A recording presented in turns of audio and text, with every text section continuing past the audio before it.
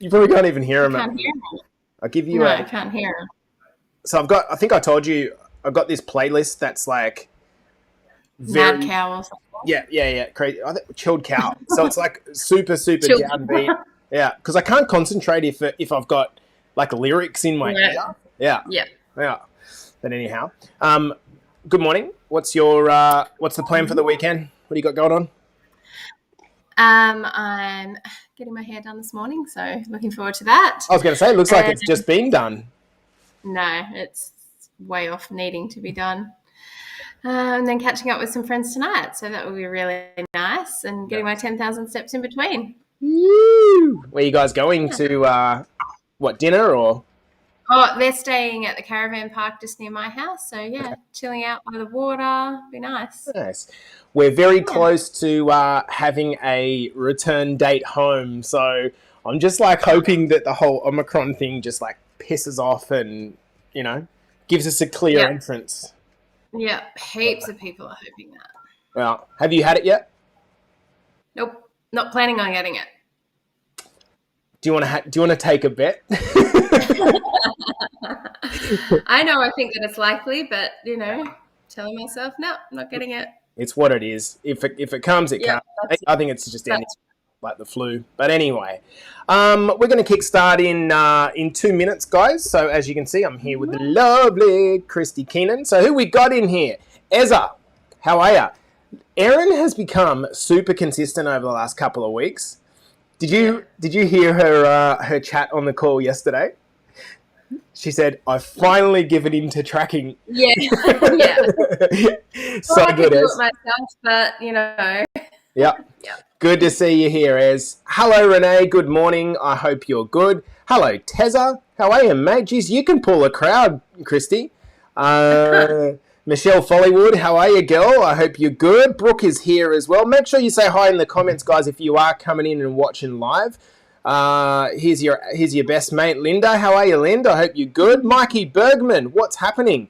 I reckon you might get something out of this chat, Mikey, because there's a bit of kind of mindset shifting in here as well. Good morning, Claire. I hope you've had a beautiful start to the day, Claire. Just about to hop into a Pilates class. Very cool.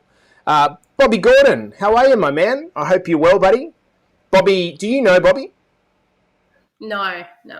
He's a bit of a celebrity on the Central Coast. I was going to say, I believe he's a Yamina, celebrity. Yep. He is. Belinda, how are you, girl? I hope you're having a lovely start to your day. Abby, of course, is here. And Jacqueline, how are you? I shouldn't call you Jacqueline. Your name's Jackie. I do apologise. How are you, Jackie? I hope you're well. Well, guys, we might get rocking and rolling with this one. Let me just turn this heater off in case there's any background noise. And I think we can get started. You ready to go, Chris?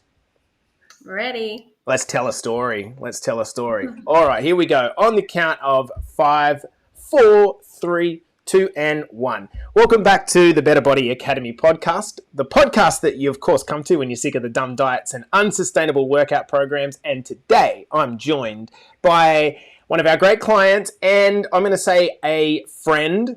She's now become a friend. A little bit of a useless trivia. For many years, Kristie and I were actually next door neighbours. So when we finally connected inside of our program, it was probably more chatting than we'd ever done in our life, right, Chris? Probably. Yeah, I love it. So, guys, now. What'd you say? We're dating now? Daily chatting. I thought you said we're dating now. I said, geez, we just took things up a level. No. Daily chatting. I like that. So, guys, welcome to the podcast. If you're watching live, feel free to say hi in the comments to myself and Kristie, of course. Now, Kristie is the second lass only, to make an appearance on the podcast.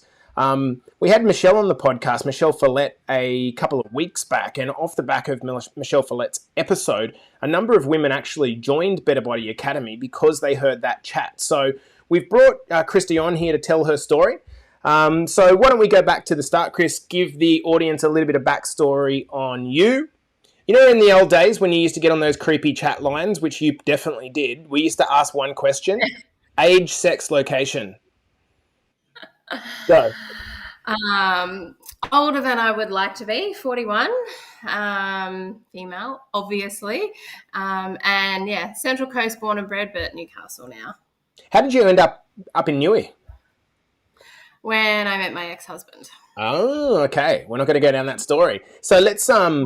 talk about your responsibilities. So we're going to talk about your transformation, but you would be definitely a happy stay-at-home mum with nothing really much to do except take care of the kids, right?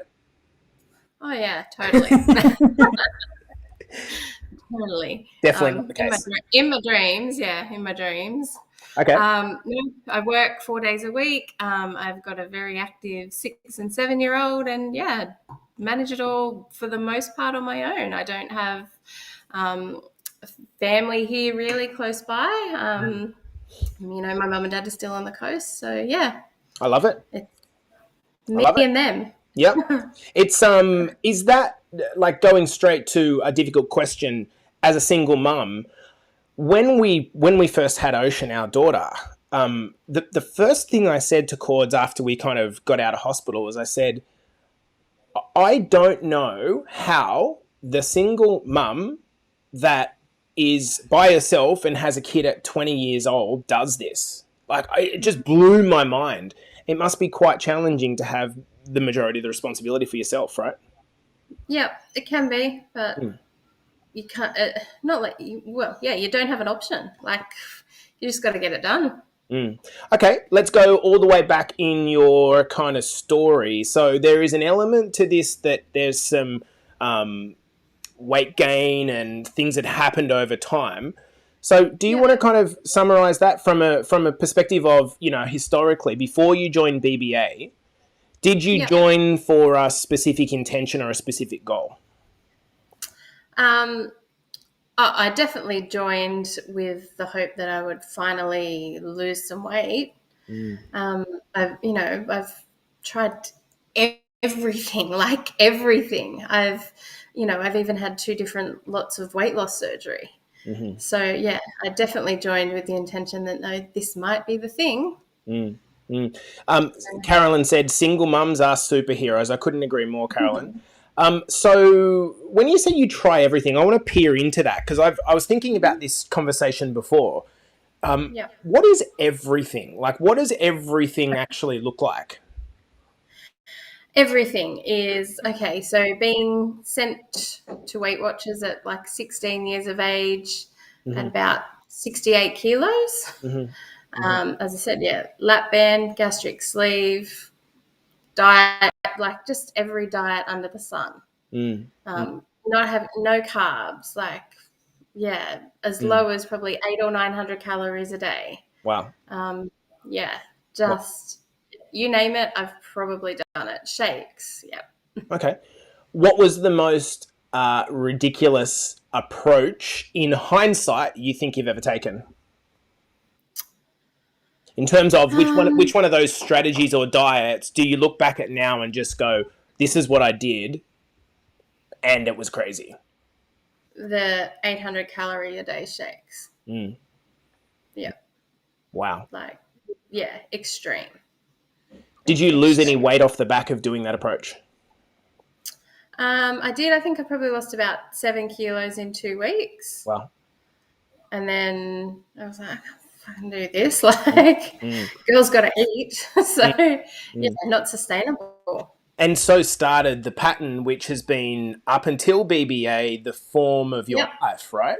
So if I can join the dots, my understanding was that, like many people, the whole yo-yo mechanism basically starts with, I will go on a very low calorie diet. Okay. And it starts with a very low calorie diet. You get some initial weight loss and that's good. And you celebrate a little bit. And then what inevitably happens is you have either a social event that comes up, or of course you're a normal human. As you said, girls got to eat, and you eat some stuff. And because you've dropped so low in your calories, as soon as you start re-eating, just even at a normal level, you're put back instantly into an immediate calorie surplus. Yep. We're in this calorie...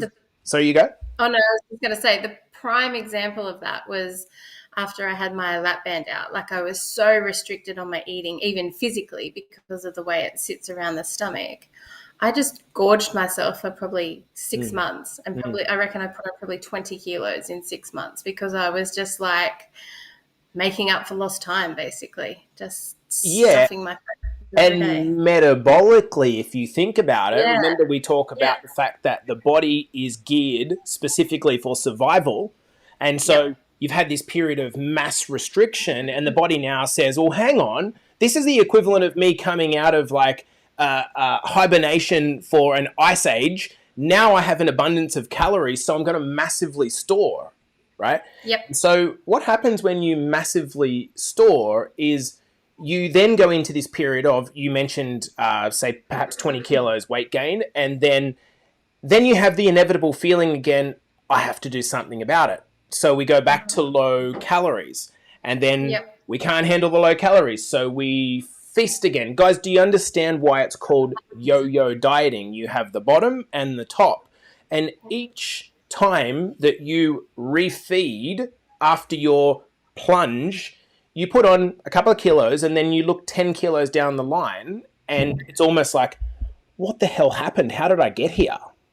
So, Chris, for you, now we might end up going on a tangent about the mindset component of this, but physically, Yep. could you describe how out of shape you got to? Like, what point were you kind of? Was it a weight thing? Was it exhaustion? Was it tiredness? Dealing with the two Oh, kids? How did you feel? exhaustion, like constantly tired, like constantly. I Mm, would wake up tired, mm, wake up tired. mm, Probably was walking 2,000 steps a day if I was lucky, and that was because I had to. mm. You know, yeah, just exhausted beyond belief. What was it that kept you? I'm always interested in this because some people just they grow tired of trying, and so they just fall off a cliff. What was Hmm. it that kept you interested in wanting to solve it or get a result? What in you was driving that? I had to be the best mum for my kids. Mm, They, I'm it. That's all they have. So, they weren't getting the life that they deserve. mm. So I had to keep trying to be better to, make the life for them that they deserve. For anyone that's watching this live or listening on the podcast, I have not given Kristie any questions, okay, to prompt her or prime her. I wanted this to be a genuine kind of challenging conversation for her, because I think that what we've seen from Kristie over the past year, but particularly the past, probably 3 to 4 months, is some incredible personal growth. It's unreal. So, how do you think? And I preempted that justification there about not giving you the questions in advance because this question is challenging. How did Hmm. you see that your kids were missing out? How did you see that? Like, how were they? In what way were they missing out with you being in not the shape you wanted to be? Um, we were home a lot because, I couldn't be bothered or didn't have the energy to be going out. Lots of TV and iPad, although I tried to be pretty, strict on that. Mm-hmm. Cranky all the time, no patience, like um, probably not the best nutrition for them, lots of takeaway because I You're was too tired. tired to Yeah, cook. yeah, Yeah, yeah. yeah. You get home from work and, last thing you feel like doing is cooking. So takeaway probably 3 or 4 nights a week. Like, Mm. yeah, it's awful for them And and me. it is, and I can't like imagine as a single mum. But we've talked about. We'll move on from that point. But trying to turn the corner is really quite challenging. So, what was it about? What was it about the initial kind of? You were part of our initial launch of BBA. What what Yep. what gave you any sense of confidence that maybe this would be different, or like what was it that pushed you to try again this time round? Like what called you Um, about this approach? I guess just hope that maybe this would be the thing that worked, but also seeing the results that you had been getting with the guys for ages. And, I think even probably years ago, I messaged you and I'm like, oh, can you please help me? And you're like, oh, I just kind of only really deal with men at the moment. And so I believed that it worked because, proof was in the pudding. I'd seen it with so many of the guys. So that's a really good point. So that's how the BBA women's version started. It was because we just started getting messages and inboxes of ladies like yourself that were like, okay, surely the process isn't so different from the men that we can't start something, and we did. What when you come in, and I'm asking this question because I think that the major thing, and I've only come to this conclusion more recently, the major thing that stops people not starting is that they see that the program probably works. I can see it. I can see the proof. But I don't work. Yeah. It won't work for me. Yeah. What gave you faith that even though the program might work, that it would work for you? Or did you actually believe, like in hindsight, was there a level of like, this probably won't work, but I'm just going to do it anyway? Absolutely. When I joined, I really did thought, it's just probably another thing that I'm wasting my money on. I actually probably didn't believe that I would get where I've got. So, and, joining the BBA and the progress I've made is actually the most weight that I've ever lost without the aid of weight loss surgery. I think people are, if we read through the comments, I don't know if I've been displaying them, but it's really, you remind me a little bit of Travis's story from our men's group.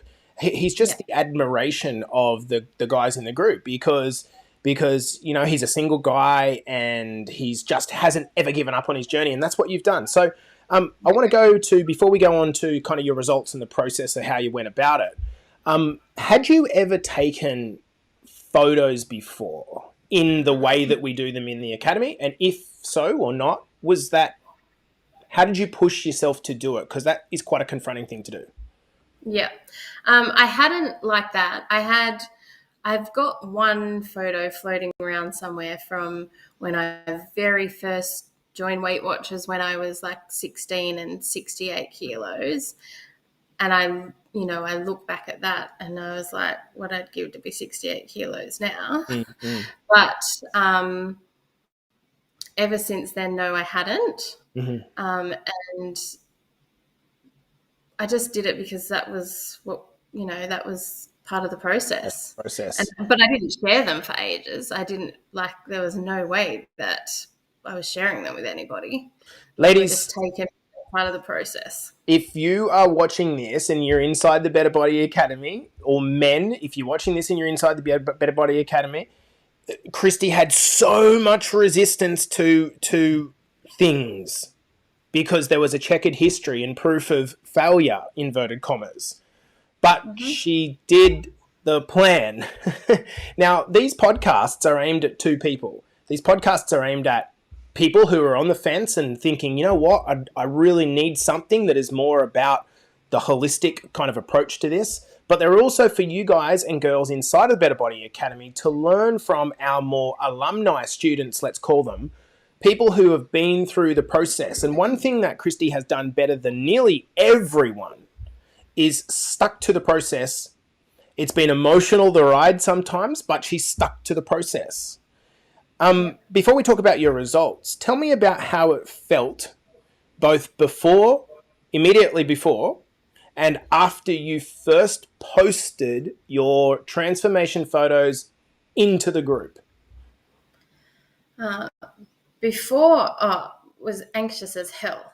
I wanted to do it, but that's like such a vulnerable thing to do. Like, I was bigger than any of the girls in there, and I just did not, for the life of me, want to, post them.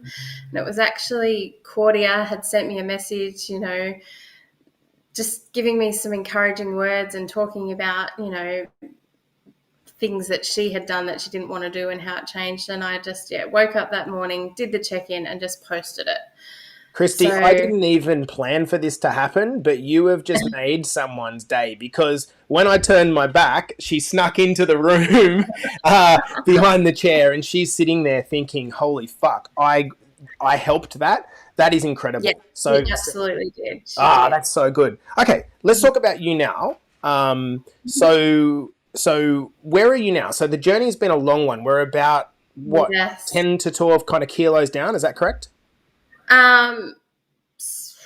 16, 17. Oh, but mate, sorry, I do apologise. Okay, cool, nice. And so in terms of instituting change, the process of change, right? Mm-hmm. How like what day to day changes have you made?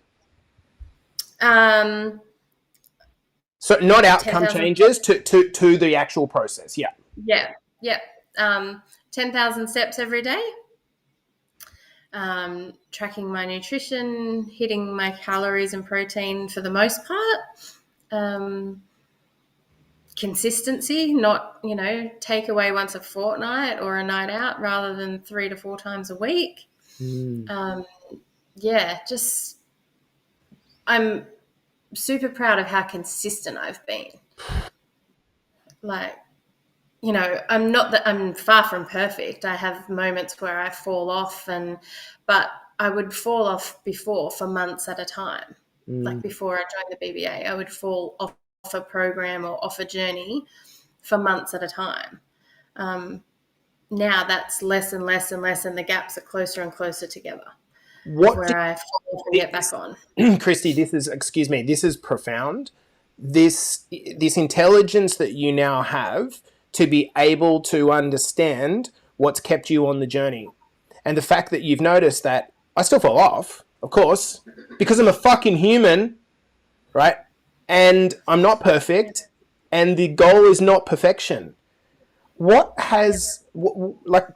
do you think about you, this program, what it is that's kept you kind of moving forward, even if the intensity at which you're moving is not 100 miles an hour? What's kept you moving forward? I'm going to actually, before you answer this, one of my long-term clients and very good friends has just come onto the stream live. I'm going to call him out. His name's Keel Davies. Okay? He's a very good friend of mine, and he's one of our clients. Now, he doesn't have that much weight to lose.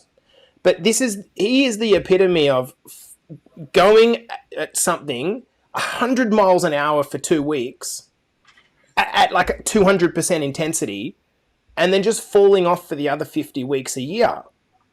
He has been super consistent for the first kind of 5 to 6 weeks, the last 5 to 6 weeks. So I'm interested in, like, what is it about you that has kept you falling off but coming back on and staying attached to the process? The community and the belief that people had in me that I could keep going. Like, yeah, hands down. Can you talk about that? What do you mean by the belief in you? Can you talk about that? Before I joined the BBA, and in particular the mastermind, I probably just didn't, as I said, when I joined it initially, I didn't think it was going to work. But just having the most beautiful bunch of people surrounding you, lifting you up every day, challenging you, and just really instilling that belief in you that you can do it. Like, just get up, dust yourself off, keep going. That's been life-changing for me. I wonder how much of a challenge this is for the everyday person, because they are the product of a family that maybe didn't instill a whole lot of self-belief and can do. And that's not even a jibe at anyone's parents. It's like, it's hard, like, there's no book on parenting, right? And you kind of grow up in the conditions that you have and whatever. And then for whatever reason, we end up 20 years down the track, maybe not where we necessarily plan to. So having belief coming from internal, but especially at the start, external, you can do it. Yeah. The daily reminder that you can do it. Let's go to let's go to your mastermind experience. So for those of you that are not inside the academy or don't know what that is all about, we have our large group program, which is our Better Body Academy program. But then we, for our advanced people, we put out an application to join a mastermind. And so in your words, what is the mastermind? Can you describe what the experience is? It's, well, life-changing. It's just, yeah, like the bunch of girls that I did that with are just the best bunch of girls. Like, I have no doubt that we'll be friends forever. We've just been through so much with each other, really like getting in deep with things, and lots of epiphanies and light bulb moments about, why we do things and the way we are, and just really working on your mindset and just, flipping the script on the way you think things. And How much of the result is less about the tools and the things and more about the company that you're keeping and being influenced by, do you think? It's probably a 50-50. loaded question. Yeah. Yeah, 50-50, I reckon. I wouldn't be doing the tools and implementing the tools and following the process if I didn't have the company, not driving me, but, supporting me. Yeah, I love that. If you are watching live, guys, and you would like to ask a question, like I've gone quite deep with this, then pop the question in the comments and I can ask it directly to Kristie. Where are you now, Chris? Like, not even physically. Well, actually, I'm not talking numbers. I'm talking where are you physically and mentally, kind of in your own description. Best place that I've ever been, on both, probably. Wow. But I feel like I'm not there yet, but still the best place that I've ever been, but still, a way to go. I feel, I still have a lot to lose in terms of numbers, but I actually feel quite comfortable where I'm at. Had a sneaky little weigh in this morning, like lowest I've ever been since BBA. Wow. Couldn't tell you since when. And mentally, completely different mentally. Okay, so Carly's asked the question, how do you, this is kind of like a bit of a difficult question. How do you see yourself now? Living the life that I wanted and that I envisaged. Wow. Yeah. Wow. We're up, out, active every day, which is, the life that I envisaged for me and the kids. I have a completely different mindset. Before I can't do that. I can't do that. Now it's, how do I do that? How, it's not going to be easy, but how do I make it work? Oh, that's so hot. I love that so much. Actually, your boy Travis has just joined the conversation. Said, "Go, Kristie." Have you seen positive changes in your relationship with the kids? I think we touched on that just then. But what sort of what relation? Maybe more the relationship part of it, not necessarily what we're doing part of it. What have you noticed? I'm definitely more in tune with them. Wow. Paying, more focused, more present, more in touch with their emotional needs. Because I think probably because before I was just too tired to be. Wow. Now I have that, energy and can give that to them. Dude, this is like, this makes me so proud and happy. We come across some news through the week about the idea that, we talk a lot about numbers. To anyone that's not in the academy, what influence or what impact is placed on the power of mindset inside of this program? What would you say? Like, looking at this as a client, right? Yep. How much do your coaches focus on the mental component of transformation? I I don't know how much, like it's a big focus. I don't know how to give that a number, but I know for myself that my transformation is 80% mindset. It's like, it's massive. The mindset drives everything. I love that. Got another question from Renee. When your mindset changed, did you find you blocked out negative people from your life? Now, that's an interesting question. I might actually paraphrase that. When your mindset changed, did you block, or did you make a decision to make some changes to the people that you were influenced by, and your mindset changed as a result? I think it's a chicken or the egg question. Yeah. It wasn't like just that one moment where your mindset changes. It's lots of gradual things. Like, I've had thousands of light bulb moments along the way. So that's itself is a journey, the mindset. I've always had like fantastic bunch of friends and surrounded by good people. So it wasn't so much a case of having to cut out negative people, but, there's certain people that I have to deal with that I don't particularly want to or whatever, but I have a different approach with dealing with them. I take control of the situation. I don't let them walk over me. Because what you tolerate is what you get. That's right. Exactly. I love that so much, girl. I love that so much. We're getting the comments are just going fire here. This is really, really cool. Is there anything that, like, this has been like a more very composed kind of chat, right? Is there anything that we haven't discussed that you think is worth talking about? I might just, as you think about the answer to that question, I might just curtail off that point of the question from Renee is this. It's when we're talking about any transformation, be it a health, wealth, or relationship transformation, it's not that all of a sudden, just in one moment, bang, it all just changes. I think it's really important to understand that. It's kind of like when people say that, oh, you're an overnight success. No, you only saw the tip of the iceberg, so you think it's an overnight success. What you've seen here is a woman that has been trying and inverted commas, having the failures, picking herself back up, having the failures, picking herself back up. And you're seeing the pointy end of the stick here where some success is being experienced because of all the failures.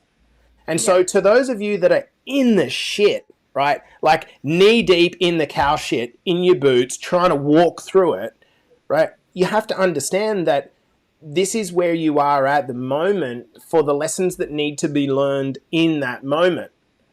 But the shit will end and you'll pull yourself out the other side if you persist. If you don't persist, what is certain is that you'll stay stuck, right? Yeah. In answering my question, Kristie, is anything you'd like to kind of add to this discussion?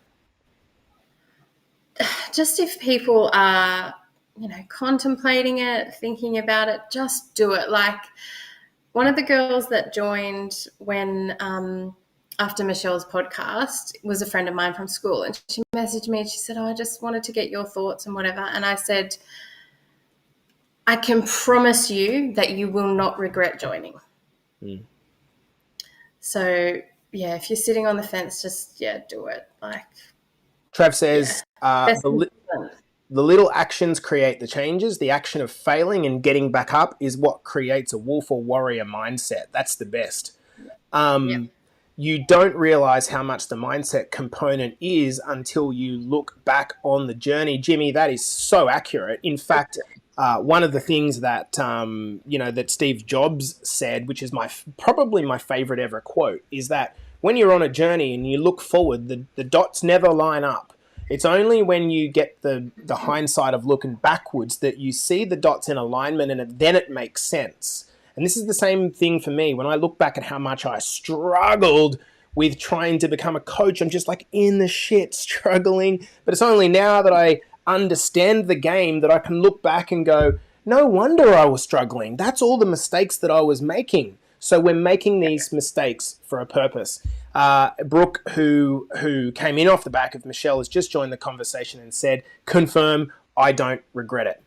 So guys, I think that's a wrap on today's discussion. I think that this is a really interesting discussion because I have not pre-framed with any questions or conversations. I've just asked some really quite difficult questions. And if I asked this to Kristie 6 months ago, before the mastermind, I frankly remember conversations that you had with both myself and Michael, of which you said, Coach Michael, by the way, of which you said, I'm just not ready.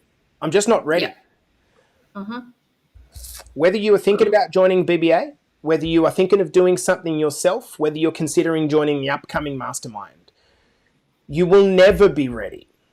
Exactly what I was going to say. You'll never be ready.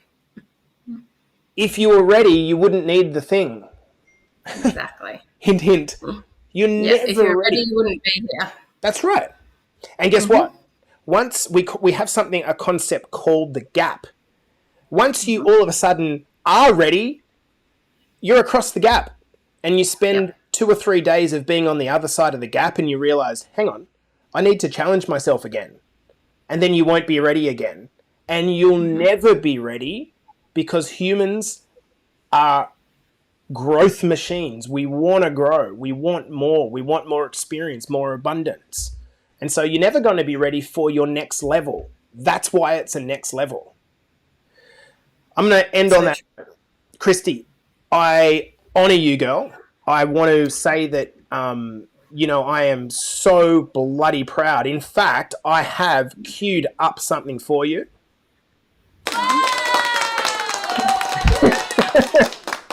I just discovered that I have an ability to give an applause sound effect. Hey, dude, on a serious note, you are, Linda said it live, an amazing person inside and out. And I want to thank you for trusting our process. I want to thank you for coming on the podcast and sharing your journey. There's going to be a lot of women and men that are going to listen to this and go, well, hang on. If she can do it, I can. And ultimately, that's the change that we're trying to create. The shift in the mindset, which precipitates the shift in the physical changes, right? Yeah, absolutely. I always say, people always don't have time or whatever. Don't tell a single working mum that you don't have time. Because if I can do it, anybody can.